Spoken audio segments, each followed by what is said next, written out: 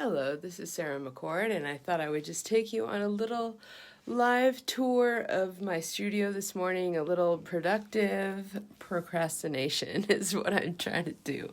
But I thought it might be interesting, and I want to talk about this commission piece I'm doing before it leaves my easel, this little artist child, painting child of mine. But first, let's take a quick tour, and I'll just tell you a little bit about what I'm doing. Here we have got some inspirational paintings. Some of these are bought from local artists like this guy. No, just kidding. That's a Van Gogh print. You might know this lady.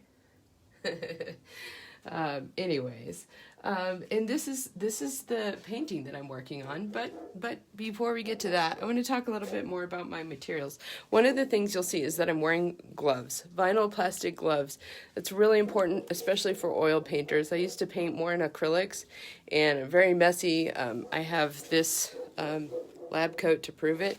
However, it's really not safe. So I took a painting class with Doriel Camini and Shauna Levinson, also two brilliant local artists, and they chastised me and told me, don't ever do that. Don't ever paint with oils without wearing gloves, because they are, really... the oils can allow your skin to be permeable. Your skin, you have some biology background. I'm not going to explain it to you, but basically, there's heavy metals, cadmium, for instance, like in the oil paints, and you don't want that in your skin. So don't do that. Another beautiful tip that I should keep a deep dark secret, but I'm going to let you know. I have this painting palette. This has got let you see it here.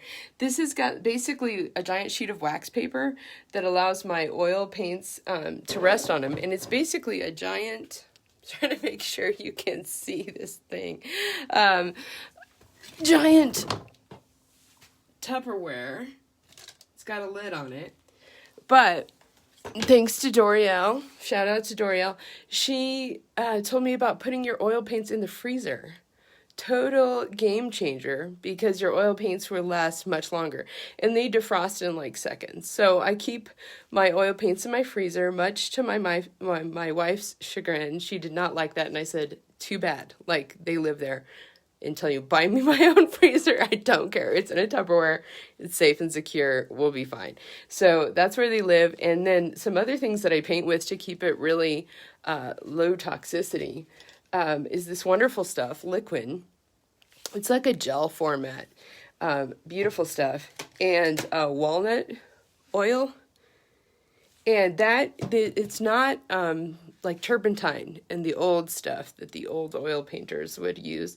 And it doesn't have a lot of toxic smell and fragrance. I still make sure that there's a lot of ventilation, but anyways, that's some of what I do to keep myself safe and healthy. I also make sure I have a solid morning routine that I work on. I just finished. It's like 10 a.m., which seems like a total waste of time. I get up at like 5:30, but by 10 a.m. I've done like a lot of my health maintenance stuff, and I'm really ready to go. And then I can paint for long periods of time, 6 or 8 hours, without really breaking my concentration. However, I do take breaks. I take a lot of breaks for hydration. I think we're seeing the teapot in the screen there.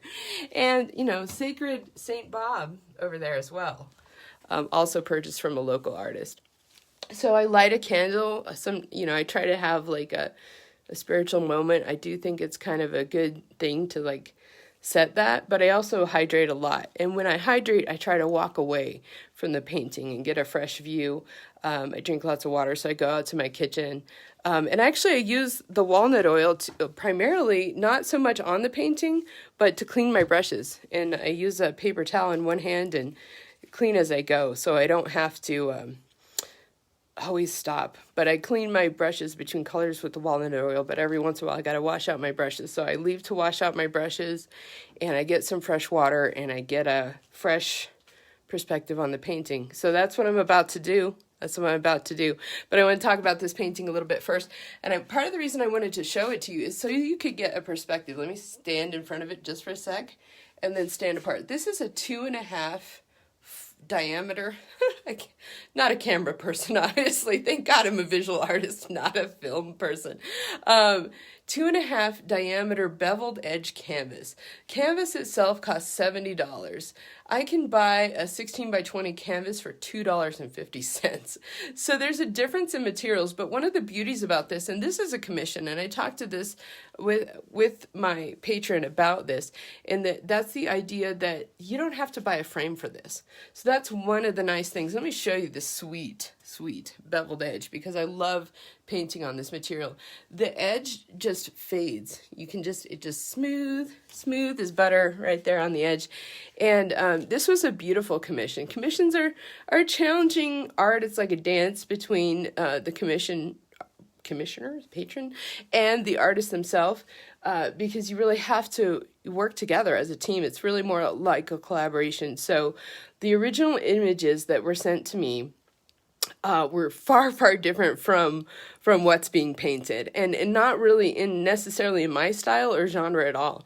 But what I was able to get was the idea of the image of what my patron wanted. So she really wanted the image of a powerful Black woman. And so once we talked about that, then I was able to find a lot of different images and show her some of my images and ideas and say, well, how does this resonate? How does this fit? Does this, and then to combine a bunch of ideas and then paint in my style. And she's so excited. She's really happy. She's loving it.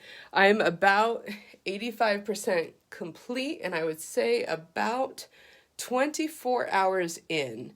And I think that's just kind of important to tell people and to educate people, especially when you're trying to work for those commissions, because people have no idea how expensive it is. And that's one of the beautiful things, as having access to Instagram and Facebook, we have the opportunity as artists to show off our art, and but it all looks so easy and so beautiful, and we have these opportunities to do these time-lapse photography that makes it look just so fast and easy to paint these paintings, but to understand the work that's involved and to charge appropriately so that you're making more than minimum wage for your skilled labor per hour, because this is not something that your average retail person can necessarily pull off, although I have worked retail to keep my painting practice alive, so I'm not knocking that, but I'm just saying, to do some of these detailed brush strokes that you might be seeing here, hopefully,